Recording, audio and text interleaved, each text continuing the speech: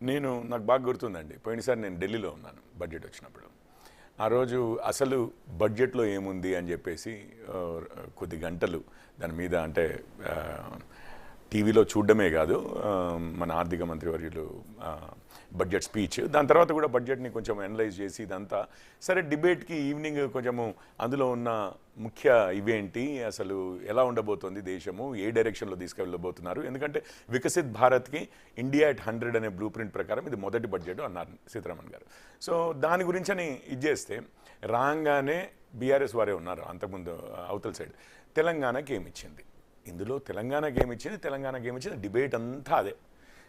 ఈరోజు వీరిద్దరు మాట్లాడుతున్నారు చూసారా, ఇది ఈరోజు బాలరాజు గారు ఈసారి మాట్లాడేది కాదు, లేకపోతే గత 3, 4, 5 డిబేట్లలో కూడా అంటే సంవత్సరాలప్పుడు బడ్జెట్లు ఇచ్చినప్పుడు కాంగ్రెస్ వారైనా బీఆర్ఎస్ వారైనా ఇదే అన్నారు. అయినా ప్రజలు వారికేమి కేంద్ర ప్రభుత్వం చేస్తోంది డైరెక్ట్గా, ఇప్పుడు వీరిద్దరికి ఇచ్చేది కాదండి, ఏదో కాంగ్రెస్ వారికి బీజేపీ వారి కేంద్రంలో ఉన్న బీజేపీ కాంగ్రెస్ వారికి ఏదో చేతిలో పెట్టాలి, లేకపోతే బీఆర్ఎస్ వారికి చేతిలో పెట్టాలనేది కాదు. మేము బాధ్యులం ప్రజలకి. అది చూసి మేము ఏం చేస్తున్నామని చూసి వీళ్ళిద్దరూ ఎంతసేపు ఏం మాట్లాడినా కానీ వారు నమ్మక వారికి వస్తున్న దాన్ని వారు నమ్మి ఓట్లు వేస్తేనే మాకు 8 సీట్లు వచ్చాయి. ఈరోజు ఏదో మేమిచ్చాము మా రాష్ట్రం ఇచ్చింది, మీ రాష్ట్రం కాదు, ఇది మా రాష్ట్రం, మీ రాష్ట్రం కాదు, వారి రాష్ట్రం కాదు, ఇది మన తెలంగాణ ప్రజల రాష్ట్రం, ఇది తెలంగాణ ప్రజల రాష్ట్రం. ఆగండి కొంచెం, మీరు బాలరాజు గారు మీరు మాట్లాడుతుంటే నేను మాట్లాడలేదు, శ్రీనివాస్ గారు మాట్లాడుతుంటే నేను మాట్లాడలేదు, శ్రీనివాస్ గారు మాట్లాడినప్పుడు నేను మాట్లాడలేదు, మీరు మాట్లాడినప్పుడు నేను మాట్లాడలేదు.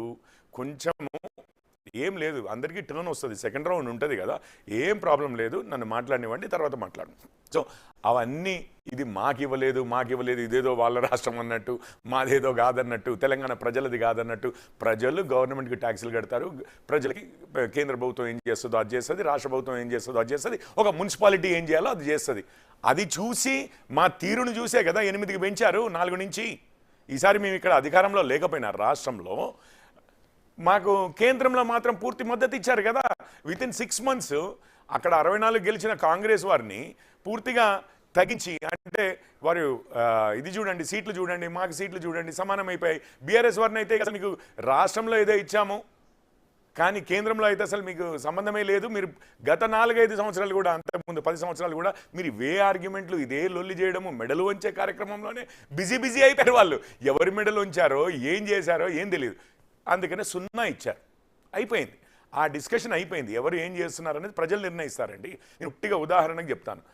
ఇప్పుడు మీ స్టూడియోల్లోకి వచ్చి గొంతు జించుకుని అరవడం కాదండి. 6,300 కోట్లు పెట్టి రామగుండం ఫర్టిలైజర్ ఫ్యాక్టరీ రీఓపెన్ చేస్తుంటే 6,300 కోట్లు చేస్తుంటే, నమస్తే తెలంగాణ ఏముంది, నమస్తే చెప్పుకోండి, మీదే కదా పేపరు. 6,300 కోట్లు పెట్టి ప్రారంభం చేస్తుంటే మీరు ఏం చేశారు బాలరాజు గారు, మీ పార్టీ ఏం చేసింది? Go back మోడీయా? చెర్లపల్లి ఇదే కానివ్వండి, సెకండ్ ఫేజ్ MMTSA కానివ్వండి, లేకపోతే రామగుండంలో 4,000 మెగావాట్ల దాంట్లో 1,600 మెగావాట్లది 2 విడతలుగా, ఒకటి 800 యూనిట్, ఇంకొకటి 800 యూనిట్, 1,100 కోట్లతోటి, 2 కోట్లు తక్కువ, 10,998 కోట్లతోటి స్టార్ట్ చేస్తే వెళ్ళారా? గవర్నమెంట్ ఫంక్షన్కైనా వెళ్ళారా? రావాల్సిన అవసరం లేదు, ఎయిర్పోర్ట్కి రావాల్సిన అవసరం లేదు, మోడీ గారికి స్వాగతం మీరు ఏం చెప్పాల్సిన అవసరం లేదు. గవర్నమెంట్ ఫంక్షన్కి వెళ్ళారా?